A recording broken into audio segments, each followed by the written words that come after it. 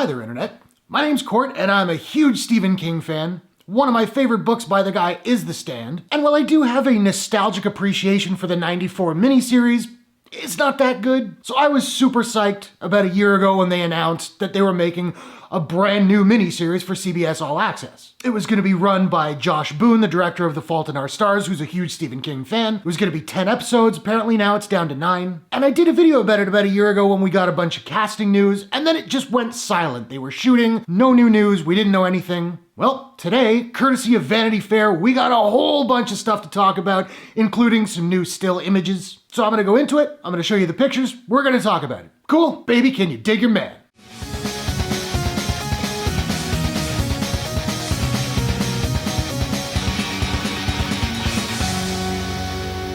Now, I will say, I'm not going to go into everything that's in this article because there's a lot of stuff in there and it would just be me reading quotes off of my phone for 10 minutes. Nobody wants to see that. But I'm just going to cover the stuff that I find most interesting. I'll put a link to the full article in the description below. You can go and read it yourself. Now, obviously, this is a very prescient time for a story about a global-wide pandemic. And one of the interesting things in this article is apparently they wrapped production on this series 4 days ahead of schedule because the COVID-19 lockdown was coming. They also said this miniseries will not reference COVID-19 in any way. And one of the showrunners of The Stand, Benjamin Cavill, told Vanity Fair, "It was very surreal, obviously, to start to realize that there was a creeping pandemic the way there was at the beginning of our show." James Marsden, who's playing Stu Redman, more on that later, a little while ago he told Variety in a podcast, "There are scenes in the beginning of The Stand where as soon as you see someone who looks normal sneeze or cough into their arm, everyone's eyes in the room darts towards them. I see that in public now, and everyone kind of takes a few steps away from the person. It's crazy, we're in full panic mode right now." Yeah, it must have been so bizarre filming this thing as this pandemic was ramping up. Kind of gives me the creeps. I'll quickly go through the cast as far as whom we know, and I know some of these actors, I don't know some of them. I'll give you whatever thoughts I've got. But again, it's a huge cast, so I'm mainly just going to talk about the main players. As I mentioned earlier, we have James Marsden playing Stu Redman. I love this casting. He's the perfect age, he's super charming, he exudes Americana, and he can be badass when he needs to be. That's Stu. Jovan Adepo is playing Larry Underwood. I don't really know Jovan Adepo. I remember he was in Overlord, but I don't really remember him in it. And we've got Whoopi Goldberg playing Mother Abigail, who is 108 years old and still makes her own bread. I think that's great. Apparently she wanted to play the role in the '94 miniseries, but lost out to Ruby Dee. But I'm into it. She's an Oscar-winning actress. I've always liked her. I'm down. If it were up to me, I would have picked Alfre Woodard, but it wasn't.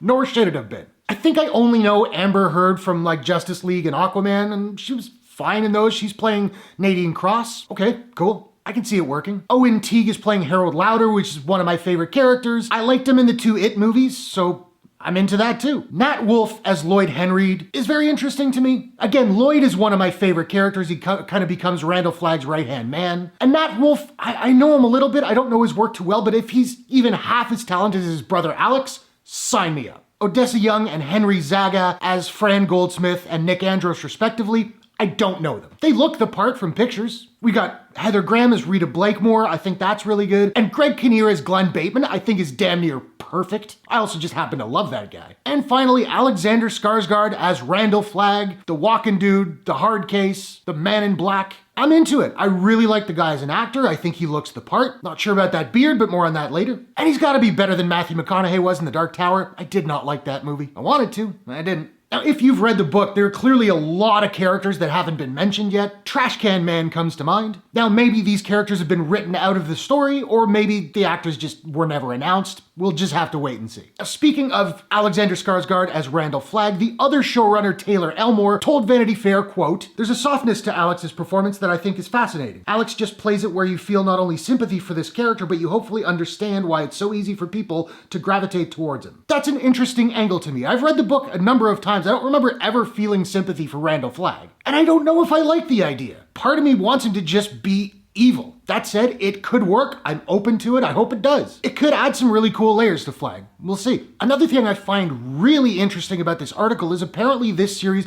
will kick off after the play. It's going to pick up kind of in the middle of the book, with the survivors already in Boulder, Colorado, gathering up the dead bodies and disposing of them, and then it will launch into flashbacks for various characters taking us back to the beginning of the story. When I first read that, I didn't love the idea, but it's been like 2 hours and I'm already kind of warming to it. Could be an interesting way to just throw us into the story and differentiate a little bit from the book and the '90s miniseries. Before I get to the images, which I will do momentarily, I should mention that according to TV Guide, yesterday, a teaser for this series was shown at some sort of Viacom CBS Upfronts presentation. So there is a teaser out there. It's not available yet, but given the fact that it's made and that this Vanity Fair spread is out now, I think it's very fair to assume that we'll probably be getting it very soon, could very well be tomorrow. So let's keep our eyes open for that, because I'm looking forward to it. All right, but let's get to the images, shall we? Enough of my yakking. In the first image, we see Whoopi Goldberg as Mother Abigail, and I love this picture. She does look quite old. She looks like Mother Abigail to me, and she's alone in a forest. I'm guessing this is when she goes off, when she leaves Boulder and goes off to sort of commune with God. Then we have Larry and Rita trying to escape a desolate New York City, presumably shortly before they go into the tunnel, which I'm really looking forward to seeing because that scene in the book is creepy. And yeah,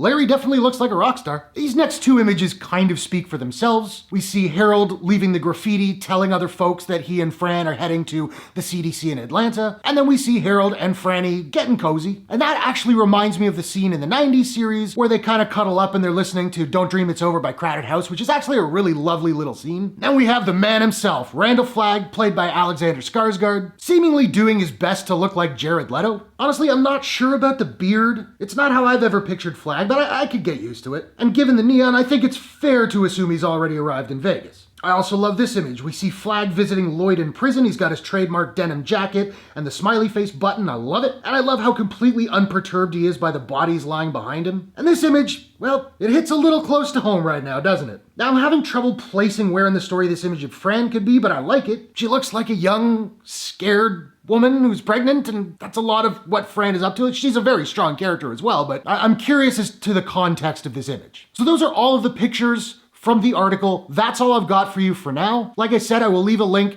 in the description to the article so you can read it in full. But now I want to know, are you looking forward to The Stand? Who is your favorite character in the book, in the original miniseries? Whatever your thoughts, hit the comments below. Let's discuss. If you enjoyed this video, please smash that like button and give it a share if you really enjoyed it. And hey, why not take a second, do me a favor, click subscribe and ring that bell to subscribe to my channel for more movie reviews, entertainment news, trailer reactions, all that good stuff. Thanks very much for watching. I'll see you guys in the next one. Take care.